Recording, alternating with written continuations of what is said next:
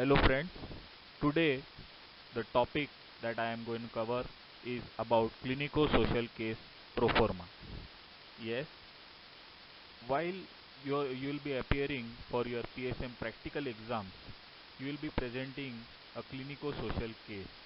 It is based on similar lines as the clinical case that you present in clinical subjects, for example, medicine or surgery, but here we also focus on the social aspect of it. Your practicals, PSM practicals, as the recent guidelines that we follow, you will be allotted one clinico-social case in hospital setup, and you will be presenting that in front of two examiners, one internal and one external. The plan might change, but basically this is the thing that we have to follow. You will be given about 1 hour to note down the case on your page, and then you will have to present the case in front of the examiner. Yes, it is not difficult as it seems. The examiner not only evaluates how you have written down the case or how you have examined the case, but he also tries to find out your basic understanding of the subject and implementation of the subject knowledge in solving the problem that the patient is facing. So here we will be dealing what is the pro forma of clinico-social case that is followed in the routine practice of public health or PSM per se.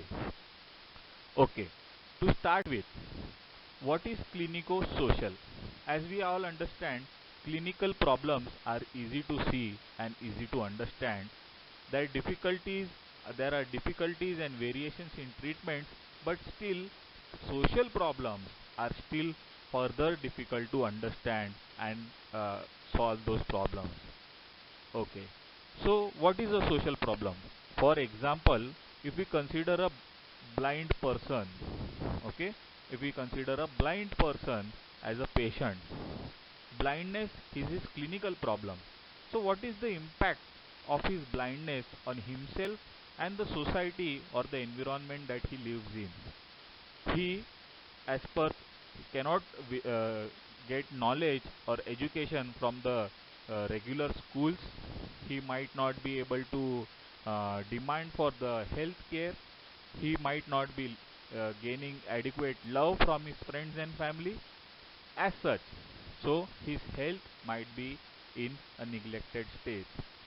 So the solving the problem over here, the clinical problem, if can be solved, has to be referred to the ophthalmic surgeon. But the social problem that has to be solved is to be solved with adequate planning and execution in perspective of public health or say community medicine. So what is objective of clinico-social case taking? The objective of clinico-social case taking is to examine the index case, that is the case that is in front of us, in the milieu of his and her family and the environment that he or she stays in. The aim is to make a comprehensive diagnosis and to suggest a comprehensive treatment. For for considering to consider an example of the blind person, similar problems that the index case in front of you is facing, the social problems that he is facing, this might be the problems of every blind person of and about his or her age, and we can execute and planning and management tactic to solve the problem over and all for most of the blind people around. Okay, so the aim is to make a comprehensive diagnosis and to suggest a comprehensive treatment.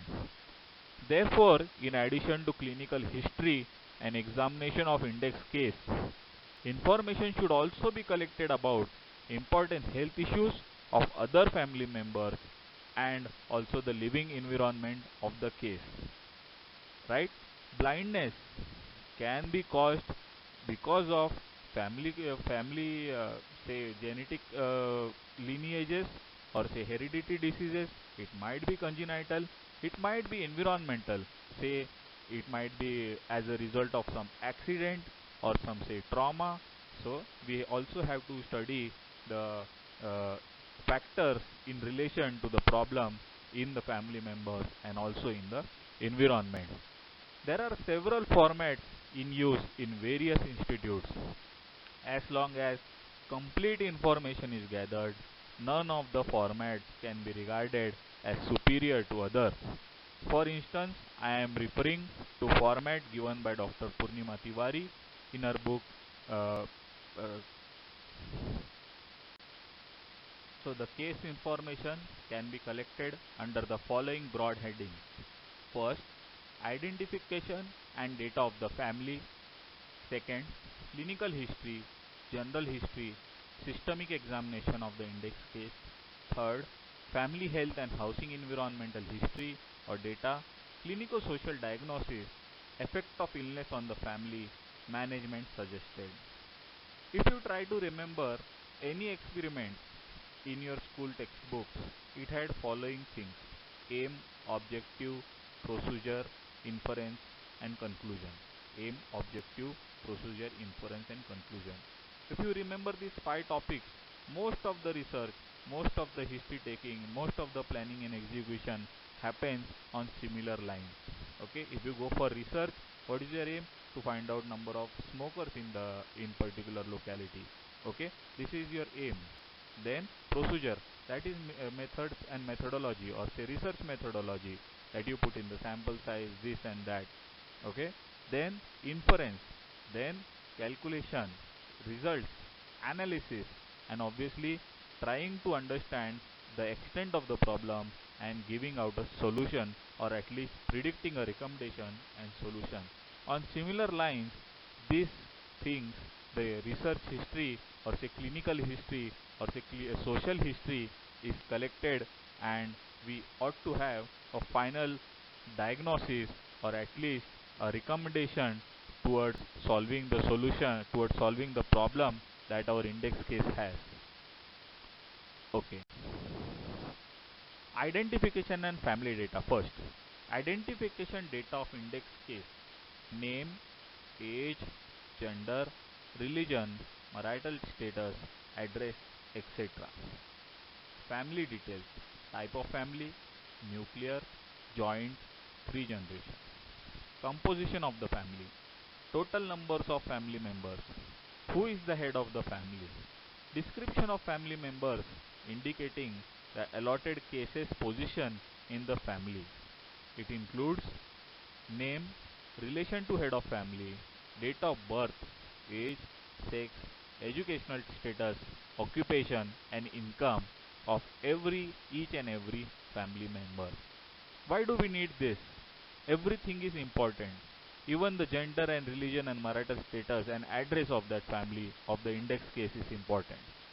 Then, obviously, from this data, we have socio-economic data of the family, per capita income per month, rupees, and socio-economic status, whichever scale if you want to follow or like to follow, Kupuswamy or BG Prasad scale, you will have to mention the scale and class according to that scale.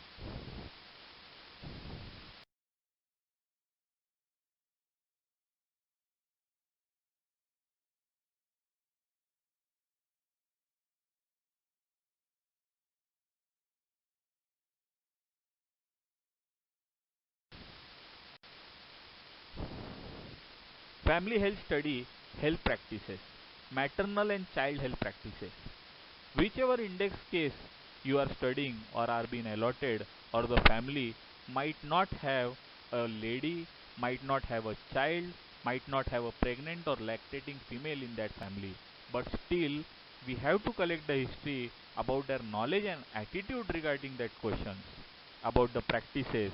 There might not be any practice, but what if there were a child? What if there were a pregnant lady in that family? What would have they done in such particular situation? That is what I mean. Okay. Maternal and child health practices. Pregnancy: is a special diet followed? Physical activity, antenatal care taken routinely or not? Any other significant custom during pregnancy? Most of the ladies in rural areas, they are not allowed to do any physical activities, while as if you see in tribal areas, the people are so poor that they have to go to work till the 9th month of pregnancy. So this is the kind of data we have to collect and we have to conclude on. Lactation, any special diet during lactation, physical activity, any other significant custom during or while beginning of the lactation. Is isolation observed during puerperium? Usual period of lying in, any other significant customs. Child rearing practices are as important as maternal health practices. Special practices such as oil bath and kajal application. If oil bath is done well, it is very beneficial. If it is done wrongly or if contaminated oil or kajal is applied, it might lead to infections. Usual time of commencement of breastfeeding. Colostrum was given or not, prelacteal feeds given or not, artificial milk introduced during breastfeeding, yes or no? If so, what was the duration, dilution and frequency of feeding? Usual age at which weaning is started, usual weaning foods, any other customs regarding child rearing practices, attitude regarding childhood immunization.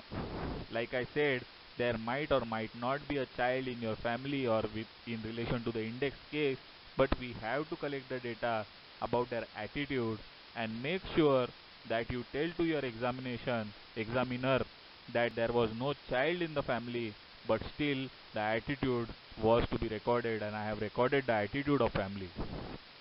Health practices. Which system of medicine is followed? Allopathy, homeopathy or tribal medicine? Where do they avail the services in time of illness or crisis? Knowledge, attitude and practices regarding common illnesses like cold, cough, recreation facilities if available and if followed. Family health study. Knowledge, attitude and practice regarding contraception. Assess the knowledge that birth can be planned. If yes, what are the methods they know of? Do they know where to avail these services for contraception? Are they using the contraception? If so, which method? If not, why are they not using? They don't have the need or if they don't have the felt need. Identify all the eligible couples in the household and assess the contraception use among them. Evaluate the use of contraception in a manner relevant to the index case. Yes, after all this, we have to reach to a conclusive diagnosis. Clinico-social diagnosis, including the effect of illness on the family. Medical diagnosis. This is the diagnosis on medical condition in index case. Type 2 diabetes. Social diagnosis.